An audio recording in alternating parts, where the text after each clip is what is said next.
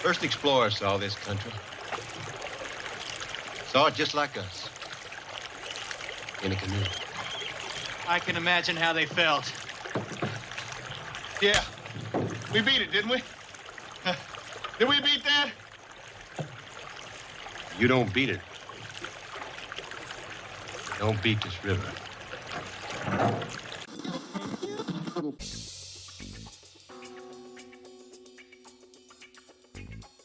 Welcome to the Cinematic Flashback Podcast. Get ready to hop into the Wayback Machine as we journey through the wild, bold, and unforgettable films of the 1970s.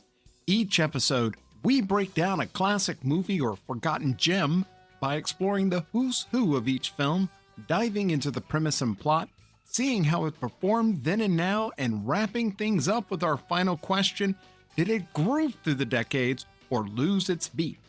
Today, we're taking a hard turn off the interstate and into the wilderness with one of the most haunting films of the 1970s, John Boorman's Deliverance. Equal parts survival thriller and a cultural flashpoint, this film pits four suburban men against nature, violence, and their own unraveling masculinity.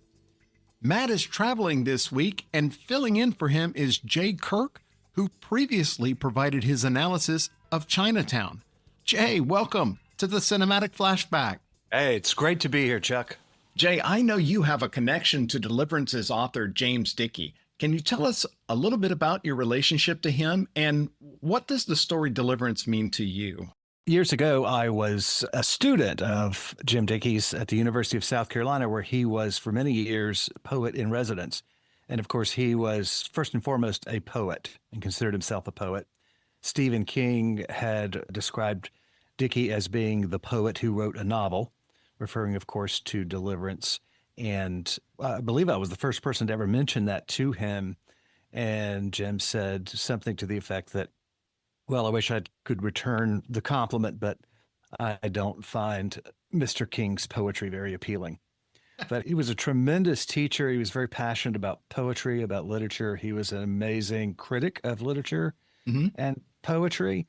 And I think that my experience with him had very little to do with Deliverance, with one exception, and that is he carried around two things everywhere he went: a giant suitcase and a guitar case.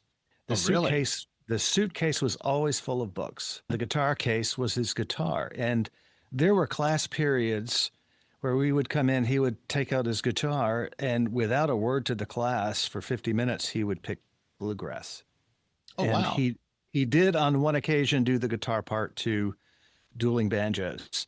That's one of my fondest memories. He did that for the class. He was a terrific musician. One of the things I did not realize was that he was a fairly imposing individual. He was 6'3".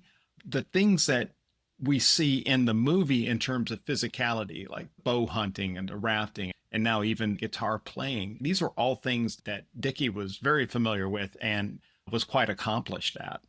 Yeah, yes, he was. And when we get into talking about the film, I could definitely tell you that there were two sides of him. One was Lewis, and the other was Drew. He fancied himself Lewis, but probably was inside more closely aligned with Drew. Well, before we head out, let's go ahead and have a listen to the trailer for 1972's Deliverance.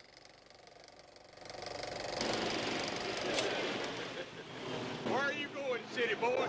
We'll find it. It ain't nothing but the biggest river in the state. These are the men. Nothing very unusual about them. Suburban guys like you or your neighbor. Nothing very unusual about them until they decided to spend one weekend canoeing down the Coolawasi River. Ed Gentry, he runs an art service. Wife Martha has a boy, Dean. Lewis Medlock has real estate interests, talks about resettling in New Zealand or Uruguay. Drew Ballinger, he's sales supervisor for a soft drink company. Bobby Tripp, bachelor, insurance and mutual funds. Where you going? All right, I'm looking. These are the men who decided not to play golf that weekend. Instead, they sought the river.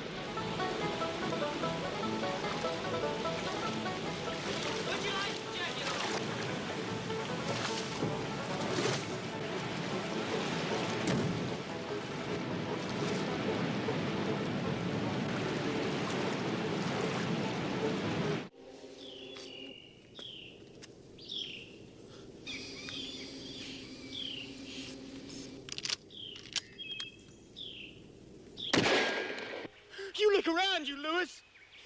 He could be out there anywhere watching us right now. We ain't gonna be so midnight hard to follow dragging a corpse. Lewis, I'm gonna pull off to the side. There's something wrong. No, go on! What is it? Oh, stop it! Go ahead, I'm gonna pull in. No, no! Real. No, Christ,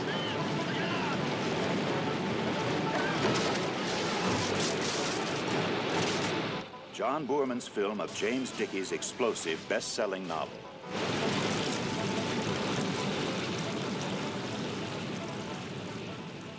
Okay, Jay, let's talk about the cast and crew first. And the first member of the cast that I want to bring up is the Chattooga River in Georgia, South Carolina. Yeah, absolutely gorgeous. And one of the key scenes in the film, of course, takes place in a gorge called the Tallulah Gorge. Ooh. When I was a kid, my uncle and aunt took me on a trip down that river into the gorge. And he asked me, did you see the movie Deliverance? Of course, I was a little kid and certainly had not seen the movie Deliverance at the time. That he described the film to me, and he said, this is the gorge where there's a very important scene that happens and one of the actors climbs up. And Yeah. but the actual setting I thought was very descriptive as far as taken from the book, but the location was just stunning. And it's a beautiful film. Jon Voight plays Ed Gentry. I know his previous film was Midnight Cowboy from 1969, but I also remember him from the movie The Champ and Runaway Train. I thought he was terrific because so much of this film hinges on his reactions to things. And he's a terrific actor, but I think this may have been his best role as an actor, because you can see in his expression, in his eyes, as he struggles with these decisions that these four men have to make on this canoe trip. I'm going to maybe make the argument, or at least state my opinion, that Deliverance may be the best movie these four actors were ever in. Is that too tall of a bill to fill? I don't think so. Burt Reynolds was very candid about saying that Deliverance was the best film that he'd acted in. And Boogie Nights was one of his biggest films. That was his big comeback film. And he was proud of the work, but he did not particularly like the director. Apparently there were some issues there, and thought that his work as an actor in Deliverance was certainly better. And I wouldn't disagree with Mr. Reynolds on that one. If you ask anyone, I'm sure that they can name off multiple films of his. And he was an incredibly busy actor in the 70s. Everything from Smokey and the Bandit all the way to the movie Hooper, where he plays a stuntman. Any other Burt Reynolds films that you particularly enjoyed back then? I think Smokey and the Bandit, not a great work of art, but a heck of a lot of fun. A lot of fun. What did you think of Ned Beatty in this movie? I think this was his first film. It amazed me that this was his film debut. Of course, if you were to ask me who Ned Beatty is, I would totally say he's Otis from Superman. And in the exact same way that before I even started this little trip down memory lane, I would have told you Gene Hackman was Lex Luthor. And because those were my introductions to both of these actors. And Ned's acting in this film, it spans the gamut of emotions. Yeah. His performance in this film, there's a key scene, obviously, the entire plot of the film turns on. And the character of Bobby is central to that scene. And I noticed this a lot more having watched this the second time just last night, this film of this week, and seeing how that character, after that point, changed completely. He is much more damaged. Much more damaged, but also, in a sense, a little more like the character of Lewis, in that he has more resolve and he's hardened. Yeah, definitely. Ronnie Cox also was his film debut as Drew. What did you think of Cox in this film? I did not know until this week that he played the guitar in the famous opening musical sequence, The Dueling Banjos.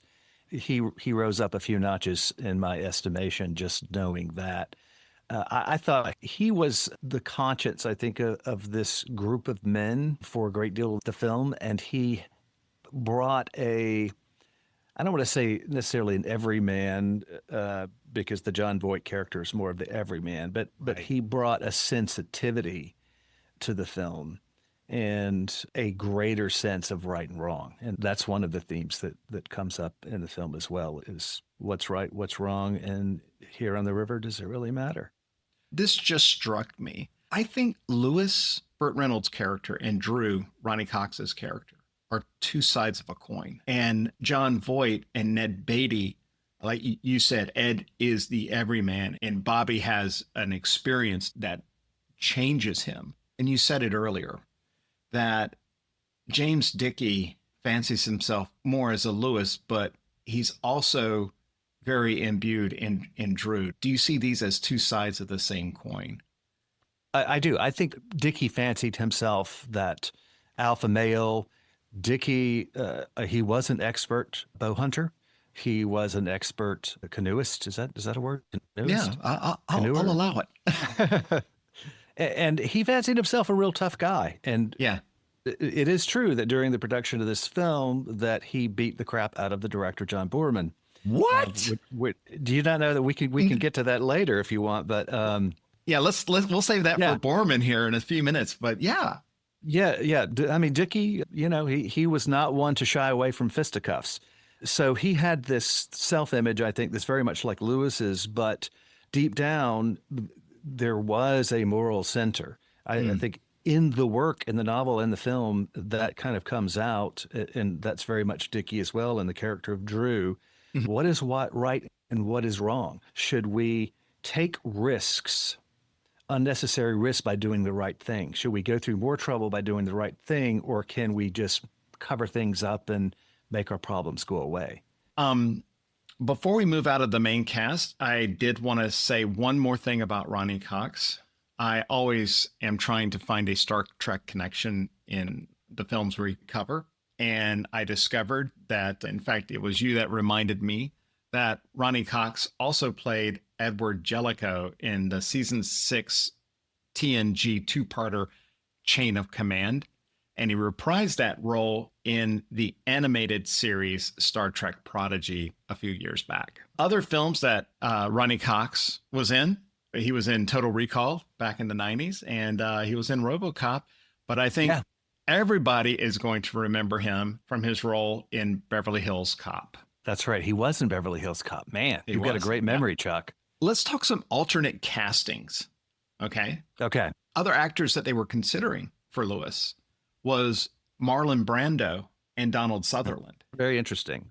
Yeah. Well, for Ed, they had Gene Hackman, and they were considering Jack Nicholson as well.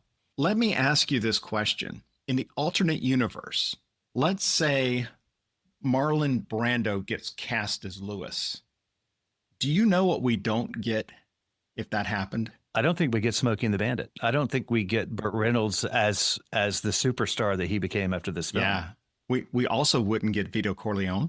Oh, I guess were these films made at the same time? Yeah. The production for The Godfather, both films came out in 1972. Last Tango in Paris, he was also working on during that time. Gene Hackman, French Connection was still in production. It hadn't released yet when this started. And I'm not really sure what Jack Nicholson was working on. The last alternate casting for Lewis would have been Donald Sutherland, which I don't see. Donald Sutherland in 1971, he would have just finished MASH and Kelly's Heroes. And later that year, he would start work on Nicholas Roeg's Don't Look Now. I don't see him as Lewis. Brando, possibly, but it would have been a different film. I do think that Dickey would probably have preferred a Brando, the world's greatest actor. Let's talk about the crew. We have director John Boorman. I know him from Excalibur. And one of my other weird 70s films that I like is a film called Zardoz with Sean Connery in a big red diaper style outfit. Have you seen Zardoz yet? Yeah, and we'd probably disagree on that one. I couldn't get past the costumes, honestly. I probably should give that one another look because I do think John Boorman is an amazing director. But yeah, I remember Zardoz, and it was some goofy costume there. I didn't know if you know this, but in the early 70s, United Artists had the rights for Lord of the Rings and for The Hobbit. And they had approached John Boorman, and he wrote a screenplay. I did not know that. And I find that fascinating because that would have been an interesting time to try to launch The Lord of the Rings, given the complexities of the characters and the need for special effects and costumes and everything else. I think Boorman wanted to do them as 3 films, of course, getting pushback from UA on that. But it never went anywhere. Boorman went on to take a lot of that world building that he did, and that's what he poured into Zardoz. It hadn't occurred to me, but you're right. This would have been during the time when Tolkien was still alive.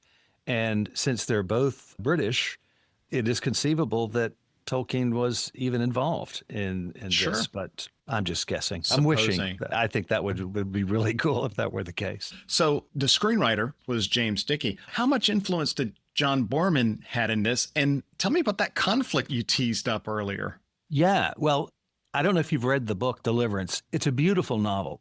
Dickey, being a poet, crafted the imagery in this novel very poetically. It reads very poetically. It's a beautifully written book, which stands in contrast to some of the themes, obviously the violence and the terror, et cetera. But Dickey adapted his book into the screenplay, and I had a chance when I knew Jim to read a copy that he had of the screenplay. And the screenplay didn't read like any other screenplay I've ever read. It was in itself very poetic. The descriptive passages, they weren't particularly tight. They were beautiful.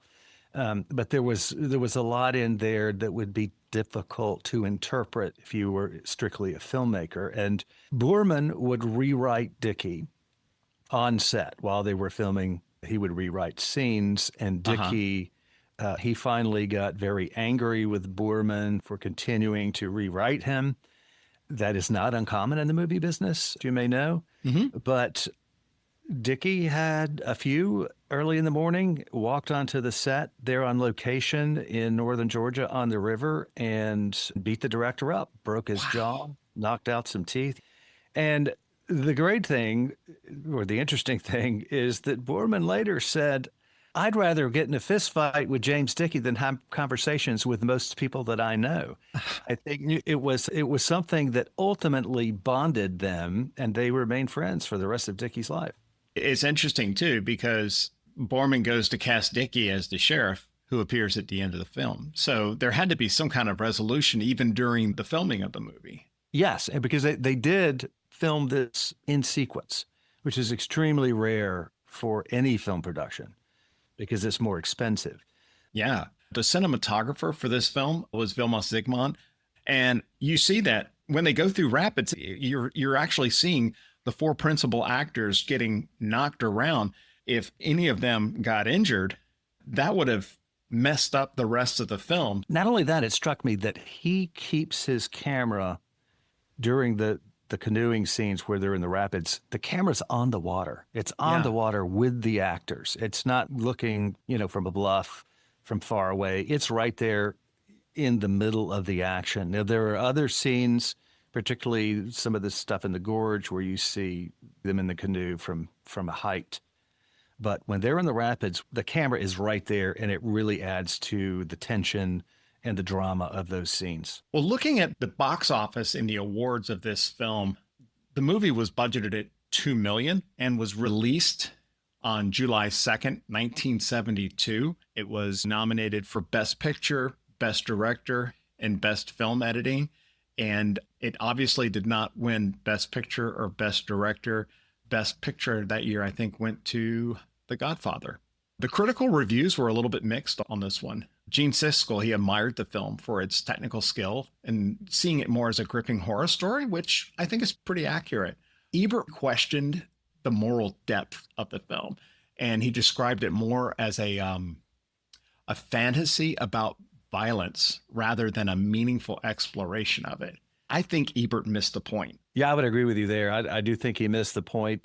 And I don't think it's hard to do, given the extremes to which one episode of violence takes the audience in this film. From that point, the audience is either going to follow the filmmakers to its conclusion or they're going to zone out. I don't want to give away too much. If you haven't seen the film, it's a story of four men, very different men, but they're certainly urban or suburban individuals, and they are, with the exception of Lewis, they're out of place in the wilderness. And this is a river that is about to be flooded because of the creation or the building of a new dam that's going to dam the entire village. And the point of the trip is for these four guys to get on this river one last time before it disappears forever.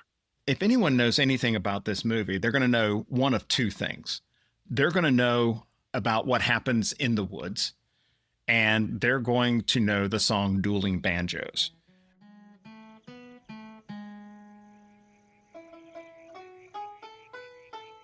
What do you make of the tonal shift during the Dueling Banjos scene?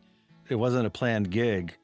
It is interesting to note that this is the one point of commonality that these four men have had with the locals, was this extemporaneous moment where Drew and the boy are playing music together, music being a universal language. And then as the men canoe deeper into the wilderness, things go downhill quick. The young actor playing the boy does not know how to play banjo. Really? I thought he was terrific. Very realistic. It's a great scene. In order to get the fingering on the frets correct, they had someone else using their arm. So the left hand is not the actor's. I always thought the kid was just some prodigy. Nah, kid does not know how to play whatsoever. But to contrast that, Ronnie Cox was playing the guitar, and he's quite accomplished.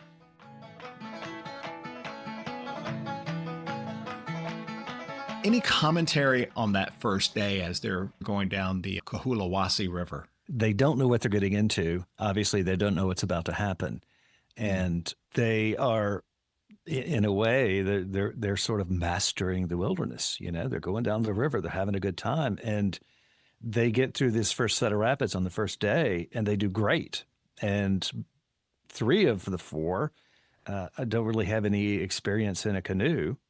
And they think, oh, look what we did. This is great. You know, we've got it licked. We've got this river licked, but they don't.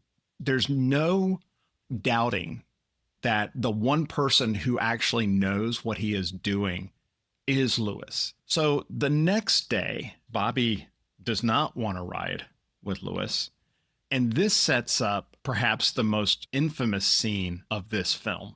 One of the most infamous scenes in any film for the time, I think it was very polarizing. This was where that boundary between the men's world and the wilderness completely collapses. Both Bobby and Ed meet two mountain men. One has this Bowie knife and the other is carrying a shotgun. How goes it?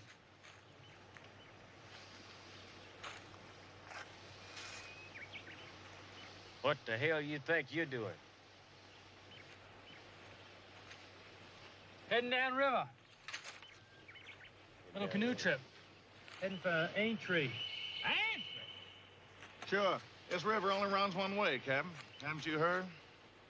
You ain't never gonna get down to Antrim. Well, why not? 'Cause this river don't go to Antrim. You done taken a wrong turn.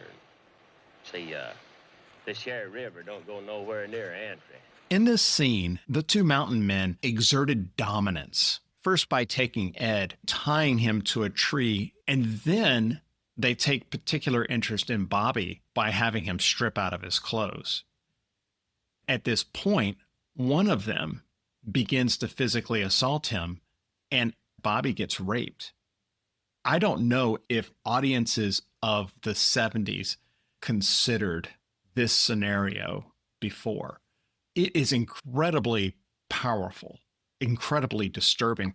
Like any assault, dominance is part of it.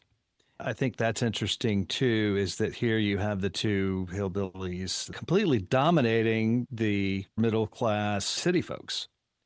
They are realizing at this moment that they're at the mercy of nature, of this environment. They're total strangers here. and they don't belong. So the conclusion is one of the assaulters is killed by Lewis, and the other man escapes. And this begins to set this conflict between Drew and between Lewis. You take this man down out of the mountains and turn him over to the sheriff, there's going to be a trial, all right. Trial by jury. So what? We killed a man, Drew. Shot him in the back. A mountain man. Drew is, we need to tell someone this is the right thing to do. And Lewis is on the other side saying, we're going to be tried by a jury. We're not going to get a fair trial. We shot him in the back. Any thoughts on Drew's dilemma in this particular scene? Yeah, a couple of things really jump out. First of all, there is a shot in this scene, which is one of my favorite in any film that I've ever seen. In fact, I was so looking forward to this past week watching this film again to see this shot. But you see the expression, this is after the assault, on Ed's face. You see that he sees something, and it cuts to a reverse, and there is a very, very, very fast zoom through the woods to the edge of the river, and you see Lewis with his bow taut. A great shot, and it's one of those things, I think, from the film language, this offers a huge release of tension from the scene because the audience suddenly knows, okay, these two guys are going to be okay. Lewis is here. In this scene, Lewis is a deliverer. I think they all pretty much believe that Ed and Bobby were going to be murdered. So Lewis, he's the deliverer, but he's also the guy that they've looked up to know what he's doing. Right. But this comes at a price because his solution is something that a lot of people would find to be morally and ethically wrong. And Drew absolutely believes they should do the right thing. Lewis says, this is a game. We are playing to win. We're not playing to do the right thing. Two thoughts. Earlier on, Lewis is talking about how society is going to fail. And when it does, it's going to be survival of the fittest. And contrasting that with Ed doing a little bit of hunting, and he comes across this magnificent deer, and he pulls the bow, and he just starts to shake because he cannot take that next step to actually kill another creature. Contrast that with Lewis, who is able to make the shot and deliver Ed and Bobby from their attackers. That is a fantastic point. That scene with Ed, played by Jon Voight, going into the woods to do hunting, and he's got the deer. It's a clean shot, absolutely clean. He's got him in his sights. He can't let go of that arrow. That tells us so much about his character, being the everyman. We are supposed to be able to relate. And it also, of course, foreshadows events toward the end of the film. Yeah. You see that Drew is visibly different at this point. He's no longer the same Drew who was dueling at the beginning of the film. His whole world has just been rocked, and he topples from the canoe. And this is at a point where the entire canoeing trip hits some rapids, and the men are tossed from the canoes, and they eventually make it to the gorge that you had visited as a kid. Drew cannot be found, and Lewis is severely injured at this point. Was Drew shot? How did you interpret that? That's a phenomenal question. And I'll back up to comment on that the decision that they made to cover up the incident and the death of the mountain man. They are digging a grave with their hands. The language of cinema here is brilliantly done. You see four of them on their hands and knees digging this hole with their hands. Lewis, it's business as usual. He's doing what he has to do to survive. And then Bobby, there's just resolve there. He's been the victim of an assault, but he's just quietly, this is what I have to do. And Lewis, he's almost flailing. He is frantically digging at the hole with his hands, almost out of control, almost lacking any control over his body. It's frantic and it's manic. And so they get on the rapids. Drew seems to fall out of the canoe. Is he shot? And I think the ambiguity of this scene, of that moment, did Drew fall out? Did he fall out? Did he jump out? Or was he shot? And that caused him to fall out of the canoe. But I think the ambiguity is enough to make you wonder if psychologically he couldn't deal with what had happened and he just shut down. I don't know what to think about that scene. Logically, it makes sense that he was shot from the cliff with the rifle, but I think it's also possible to read that very differently. I think this is something that makes the movie work really, really well. Ultimately, this film is about the transformation of Ed. How would we as Ed change knowing I have just watched a friend of mine get brutally raped? I have participated in the killing of another human and then buried him with my own hands. Drew could not take that. I love that the ambiguity that when you finish the film and you're thinking back on it, there's a couple of questions that come up. And one of those questions is, did Drew really get shot or did he just fall out of the boat? I love that about this film. During the scene, they are on the rapids. It's extremely loud. There's no soundtrack music. It's just this wall, this white giant sound of water when Drew goes into the river.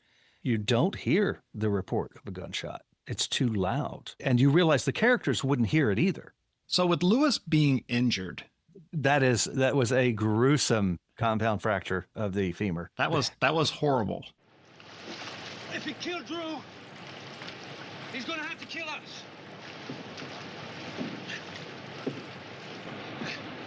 Lewis! Lewis! Lewis! I tell you what. We'll wait until dark and we'll put you in the bottom of the canoe and you sneak out of here. Okay? Bobby, look at those rapids down there. Look at those rapids. Christ. We can't move out of here in the dark.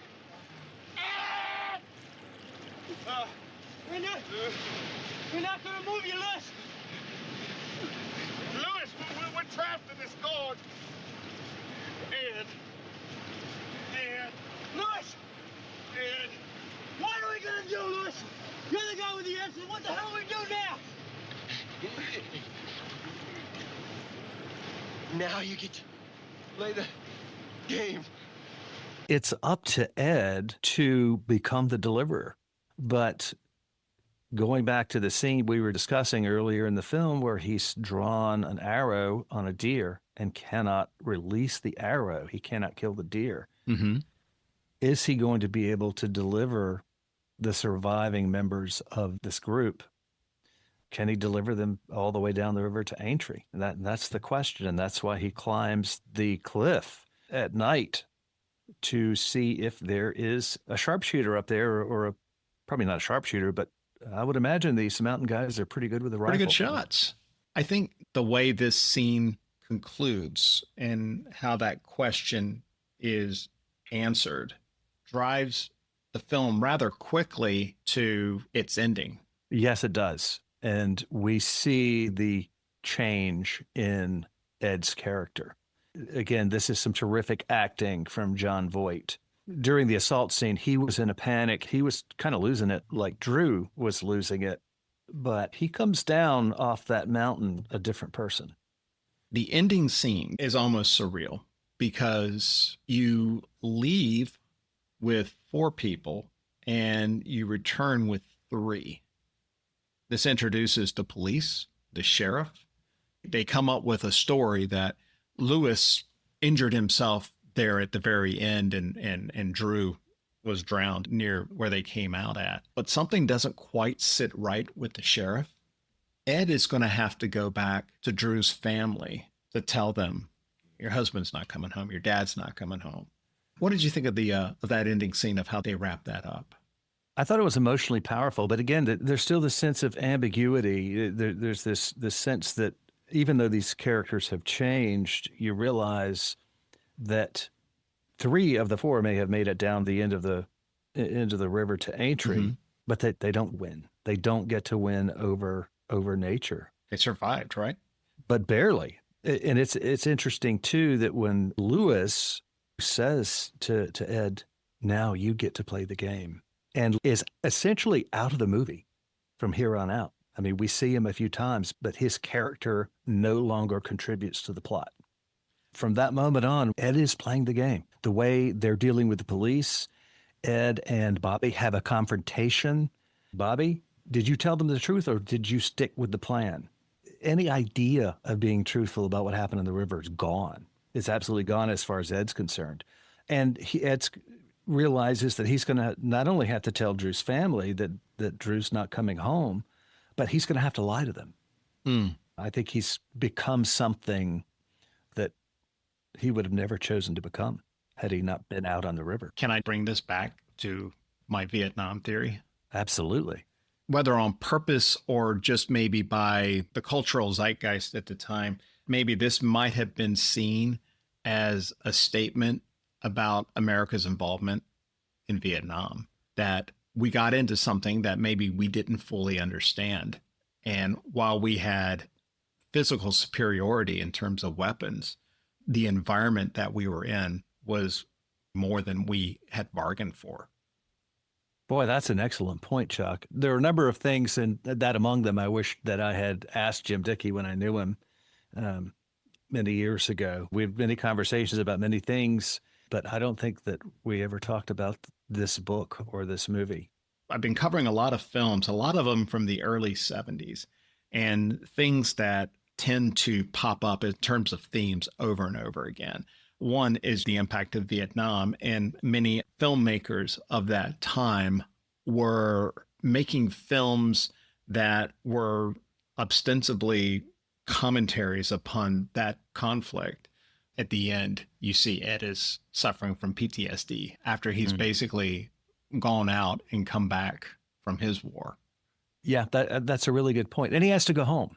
Yeah. You bring up something, we could probably spend half an hour just talking about this, about the parallels, but sure, that's something that I didn't see, I didn't recognize, but very much PTSD. Ed goes back to tell his best friend's family, you know, your dad, your husband's not coming back, but he gets to go back to his family. Yeah. He's got PTSD from his experience on the river. He has witnessed suffering. He has witnessed death. He has witnessed things that an urban or suburban Atlanta business person should never have to witness. Yeah. And when you brought this up about being parallel to people coming back from the war, I'm thinking, wow, that is so true. There is so much there. It's a very, very rich observation. This film has so many themes we could dive into. Masculinity in crisis, man versus nature. You can sit back when you're done and you can draw out so many themes in this film. Do you find that any of this was reflected in the book, or is a lot of this more John Boorman's influence on the overall story? These themes are definitely present in the book. And to your point, I'll point out a couple of details. This film begins so innocuously. There's no music over the credits. These four guys, they're in their cars and they're driving to get to this canoe trip, and they're just chit-chatting, setting up the plot, who these four characters are, that they're going to be on a canoe trip until Sunday. They're going downriver, and they're talking about setting up this idea that the river's going to be dammed, so this is their last chance to get out on the river. And I think that's very important because they use the phrasing, they, meaning the power company, they're going to drown the river. And using the word drown, that of course implies death. That definitely ties into the man versus nature and the civilization versus primitivism. And then again, the locals, they are warning the city boys not to go down the river. Yeah. This is, you're out of place. This is bigger than you are. Yeah. And, you know, the river enacts its revenge.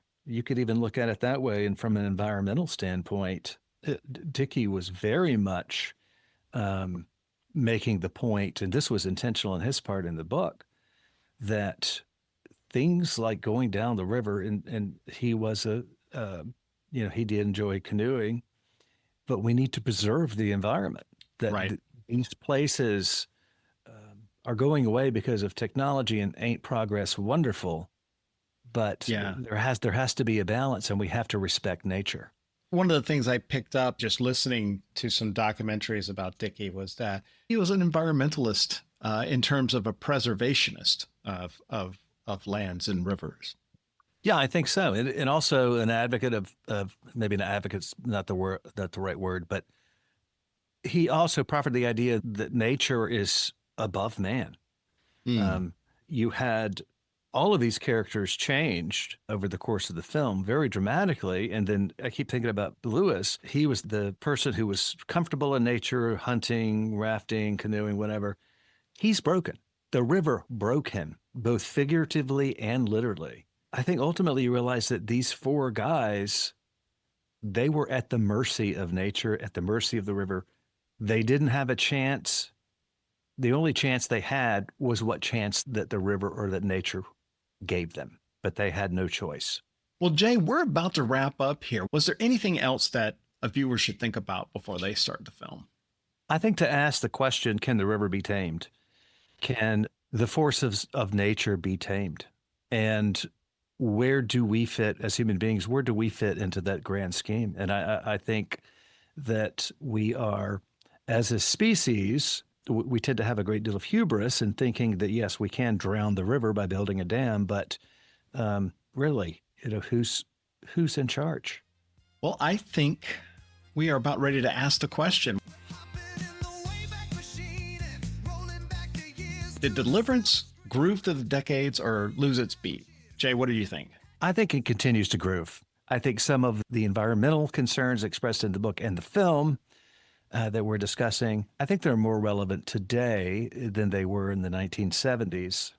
And as a character study, it's really hard to beat. This film moves at a very deliberate, not a very fast pace, but a very deliberate pace. And it delivers some amazing tension. And its use of cinematography is beautiful. The scenery is beautiful. The acting, this film is, as we discussed earlier, perfectly cast with brilliant performances from the four leads. And here we are talking about a great film that I do think has grooved through the decades that does not have a woman in the cast. What did Dickey think of that? You surely got to have a woman in the cast, right? I think the woman was the river. You know what? You're right. Very appealing, but you push her too far, you're going to end up on the rocks. How about you? You know what? I think that Deliverance is one of those films that has soaked itself into the consciousness of film history. I work with a lot of guys who are in their younger 20s. And yesterday I asked them the question if they had ever heard of the movie Deliverance. And both of them said, no, I have no idea what that movie is. And I said, well, let me ask you this. Have you ever heard the quote, I'm going to make you squeal like a pig, or you got a pretty mouth? And they're like, oh yeah, we've heard of that. The most horrific scene of the film has been parodied so many times in just different mediums. This film launched the careers of Ned Beatty. It launched a career of Ronnie Cox. Reynolds credits this as his film where suddenly he was being taken seriously. And I think for Jon Voight, I like Jon Voight, but I don't think he ever did a role or a performance that exceeded what he did in this film. And maybe not due to his acting, but because of the material that he had to act. It was just so far and above other things that he had done. And anytime you take a film and put it into the National Film Registry as being culturally significant, I think that tells you a lot about a film. For me, I remember watching this much earlier, maybe in either in late high school or in college. And I was pretty ambivalent about it. I didn't really think too much of the film. But I think now, being a much older adult and having some life experience and still being very connected with friends from high school, and you think about like, what would it be like to go down a river with your friends and challenge yourself? These ideas resonate very, very much with me. but also knowing that I carry a little bit of hubris that I think I would be able to conquer this. But the reality is I'm putting myself into a situation where I may have absolutely no control.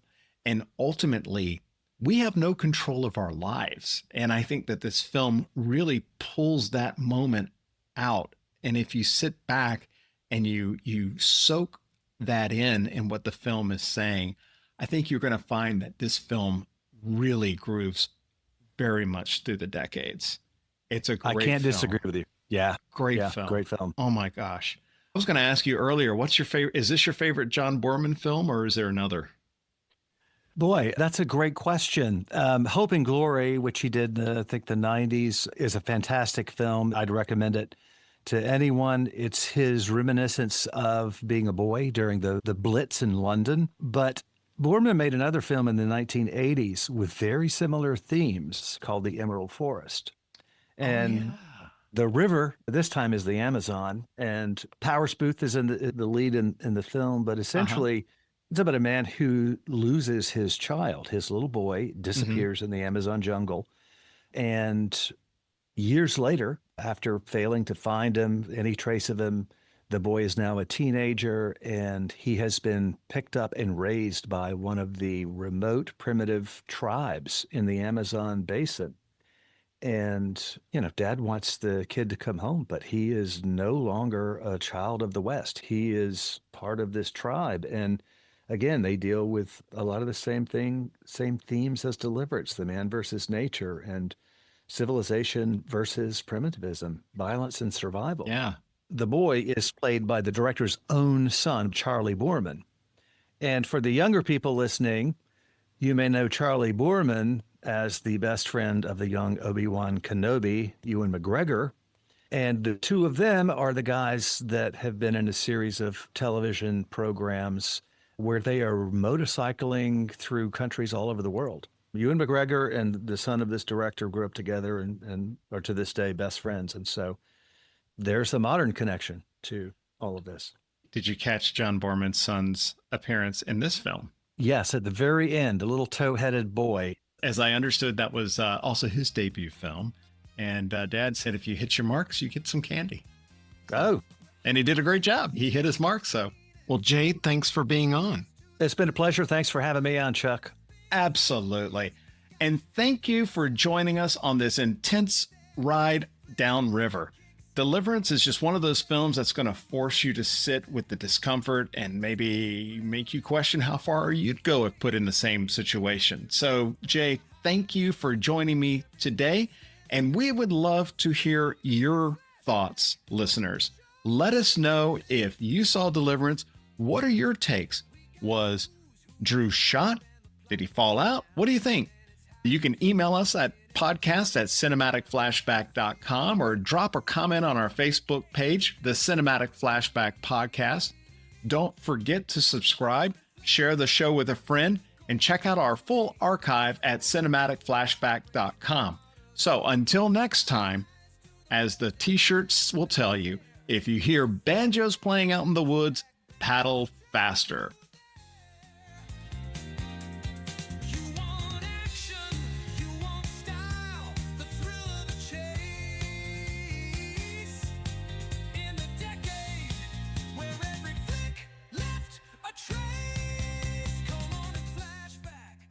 Don't ever do nothing like this again.